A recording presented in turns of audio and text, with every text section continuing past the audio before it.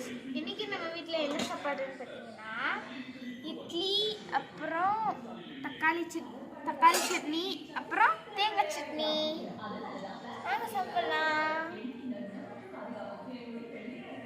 மாமா நீ சொல்ல. இட்லி தான் சாப்பிட போகிறோம்.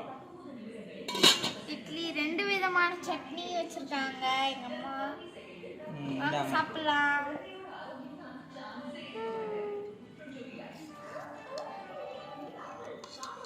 போதும்.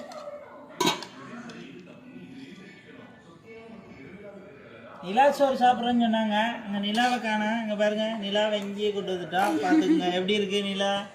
வட்டமாக இருக்குது பாருங்க, எவ்வளோ வட்டமாக இருக்குது பாருங்க. வெள்ளையா நிலா அங்கே இல்லை, இங்கே வந்து சாப்பிடலாம்.